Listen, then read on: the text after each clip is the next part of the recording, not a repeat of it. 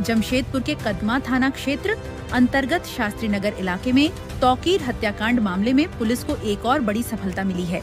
इस मामले में पुलिस ने 2 और आरोपी शादाब खान और शुभम कुमार को गिरफ्तार किया है।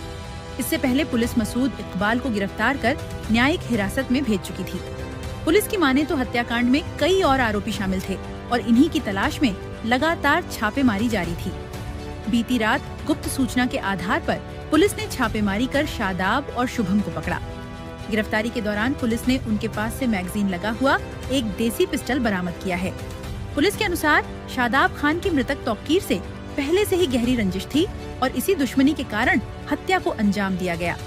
शादाब के खिलाफ कई पुराने आपराधिक मामले भी दर्ज रहे हैं। फिलहाल गिरफ्तार दोनों आरोपियों को न्यायिक हिरासत में भेज दिया गया है, जबकि अन्य शामिल अपराधियों की गिरफ्तारी के लिए पुलिस लगातार अभियान चला रही है। इस पूरी कार्रवाई की जानकारी सिटी एसपी कुमार शिवाशीष ने प्रेस कॉन्फ्रेंस कर दी। होगा 30 नवंबर 2025 को कदमा में शास्त्री नगर में एक फायरिंग हुई थी, जिसमें तौकीर और गोरा की हत्या कर दी गई थी। इसमें पुलिस ने विदिन 6 आवर्स अयान बच्चा नाम के एक अपराधी को पकड़ लिया था। उसको हमने हथियार के साथ जो घटना में प्रयोग किया गया था उसके साथ जेल भेज दिया था, जिसका प्रेस को हमने डिटेल्स दे दिया था। इसमें ये अपडेट है कि कल रात हमें सूचना मिली थी कि 2 और इसमें लड़के हैं, सद्दाब खान जो कि 27 वर्ष का आज़ाद नगर का रहने वाला है और शुभम कुमार जो कि कदमा शास्त्री नगर का रहने वाला है। ये दोनों लड़के भी थे जो हम लोग जो इंटेलिजेंस मिली थी कि ये घटना में शामिल है और इसमें से सद्दाब के द्वारा फायरिंग भी की गई थी।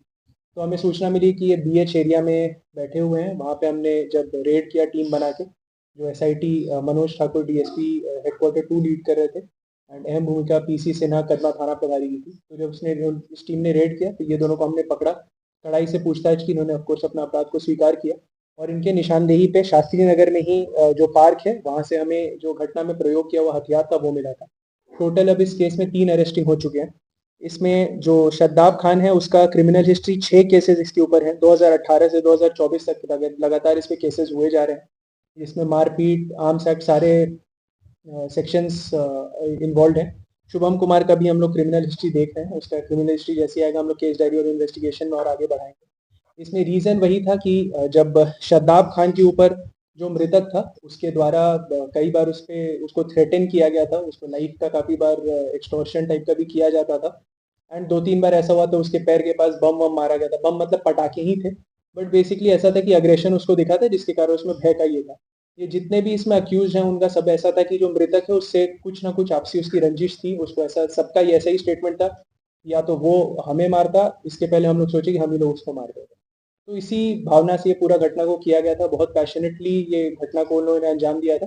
बट हमने टोटल 3 लोग को अरेस्टिंग कर दी है। जो 2 घटना में यूज्ड वेपन है उनको भी हमने पकड़ लिया है। कल हमने अयान बच्चा को रिमांड में भी लिया था और आमने सामने हमने बैठा के इंश्योर किया कि पूरा स्टोरी अब हमें काफ़ी क्लियर हो चुका है। बाकी साजिशकर्ताओं का भी नाम अब आ गया है, जिसमें पुलिस लगातार रेड कर रही है और उसमें डेफिनेटली अरेस्टिंग कर रही है। अभी तक जो समझ में आ रहा है, ये जो 3 अक्यूज थे, इसके अलावा 2 और लड़के हो सकते हैं।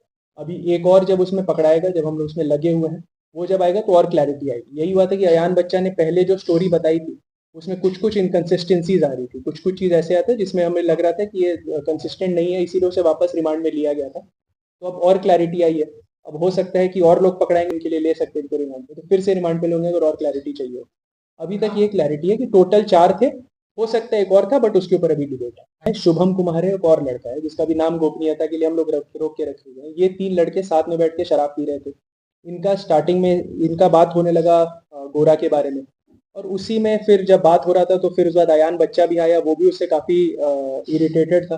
तो उसने भी उसमें बात और हुआ, फिर अच्छे से एक प्लानिंग डिटेल बनी और फिर उनका डिसीजन हुआ कि इसी गाड़ी में बैठते हैं, जाते हैं वहाँ पे बैठते हैं शाम में 8 बजे 9 बजे के आसपास, वहाँ पे जाते हैं और फायरिंग कर देते। तो उसी में घटना को